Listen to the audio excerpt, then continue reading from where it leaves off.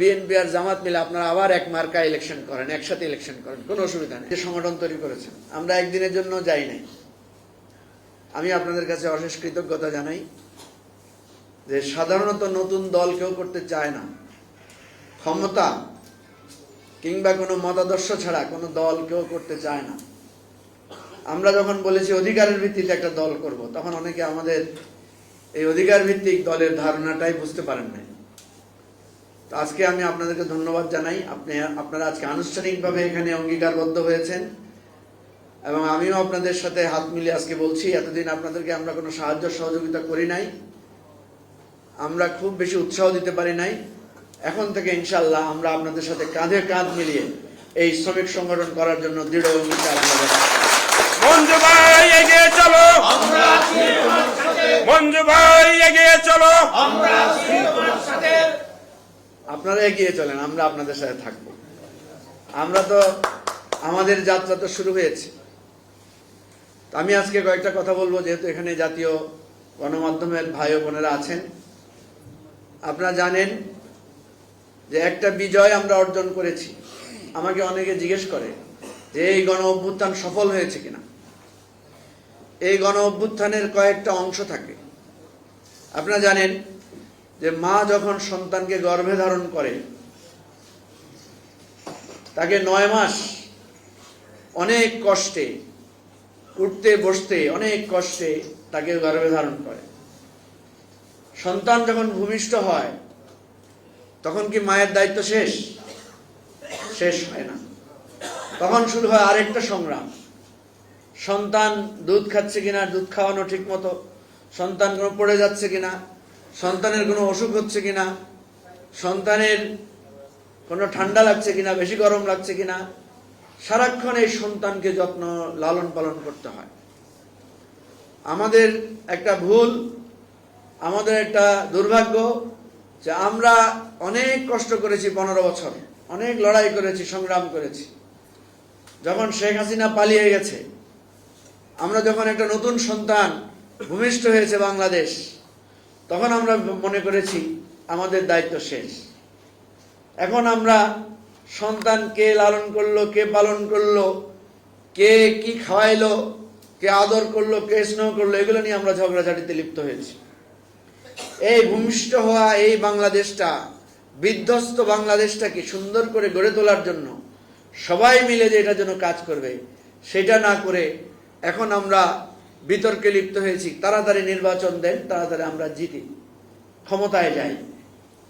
তো ক্ষমতায় তো আপনারাই যাবেন, জনগণ যাকে ভোট দিবে সেই তো ক্ষমতায় যাবে, কি বলেন ঠিক না? এখন আমরা দেখছি বিএনপি আর জামাত একটা রীতিমতো ঝগড়াঝাটি, যুদ্ধ, একে অপরের বিরুদ্ধে অভিযোগ। সেখানে আবার আমাদের নতুন যারা এই বিপ্লবের নেতৃত্ব দিয়েছে, যারা এখন নতুন একটা দল তৈরি করেছে এনসিপি, তারাও মাঝে মাঝে এই বিতর্ক, এই ঝগড়াঝাটির মধ্যে তারা লিপ্ত হচ্ছে। আমরা এবি পার্টির পক্ষ থেকে বলছি, ভাই, দেশটা আগে গড়েন, সন্তানটা আগে মানুষ হোক, সন্তানটা বড় হোক, তারপরে আপনারা অনেক কিছু, অনেক কথা বলতে পারবেন, অনেক ক্ষমতা দেখাতে পারবেন। কিন্তু দুর্ভাগ্যজনকভাবে এটা কিন্তু পড়ে যাবে। দুর্ভাগ্যজনকভাবে আমরা দেখছি যে কেউ কথা কানে নিচ্ছেন না। আমি কালকে একটা টেলিভিশন টক শোতে বললাম, আমাকে জিজ্ঞেস করা হলো যে এই নির্বাচনটা কিভাবে শান্তিপূর্ণভাবে হইতে পারে। নির্বাচন নিয়ে অনেক শঙ্কা, নির্বাচন আদৌ হবে কিনা, নির্বাচনে মানুষ ভোট দিতে পারবে কিনা, কেন্দ্র দখল হবে কিনা, আওয়ামী লীগ ষড়যন্ত্র করছে, ষড়যন্ত্রের ফলে নির্বাচন ভণ্ডুল হয়ে যাবে কিনা, এই ধরনের নানা সন্দেহ, সংশয়।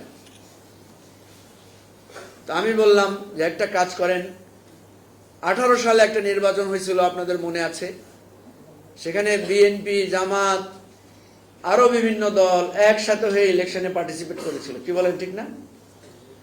এবং জামাতকে আমরা দেখেছি তারা নিজেদের মার্কা ছিল না তখন, দুর্ভাগ্যজনকভাবে, যে কোনো কারণে হোক, তারা এত উদারভাবে তারা গিয়ে ধানের শীষ মার্কা নিয়ে ইলেকশন করেছে। আর বিএনপিকেও আমরা দেখেছি তারাও উদারভাবে অন্য একটা দলের নেতাদেরকে, আরো বিভিন্ন দলের নেতাদেরকে তাদের মার্কা দিয়ে তারা তাদেরকে ইলেকশনে অংশগ্রহণ করার সুযোগ দিয়েছে। কি বলেন, ঠিক না? তো 18 থেকে আজকে 25 সাল, কতদিন বয়স? মাত্র 6-7 বছর। এই 6-7 বছরের মধ্যে এমন কি হয়ে গেল যে আপনারা এখন বিরাট বিরাট মিটিং করে আপনারা মনে করছেন আপনারা অনেক শক্তিশালী। আমি বলি কি, আপনারা দুই দল বিএনপি আর জামাত মিলে আপনারা আবার এক মার্কা ইলেকশন করেন, একসাথে ইলেকশন করেন, কোনো অসুবিধা নেই। তাও দেশটাকে একটু শান্তিতে রাখেন। আপনারা দুই দল মিলে একটা প্যানেল করেন, একটা মার্কা নিয়ে ইলেকশন করেন। আর আমরা যারা নতুন এই রাজনীতি বাংলাদেশ গড়তে চাই, বয়সে আপনাদের ছোট, দল হিসাবে নবীন, অভিজ্ঞতা কম, আমরা আমাদের যার যার মার্কা নিয়ে অথবা আমরা মিলে একটা ইলেকশন করি, কোনো অসুবিধা নাই। যে জিতুক যে হারুক, জনগণ যাকে রায় দিবে ভোট দিবে, তারপরে মিলেমিশে আমরা কেউ সরকারি দল কেউ বিরোধী দল হয়ে আমরা দেশটা চালাই।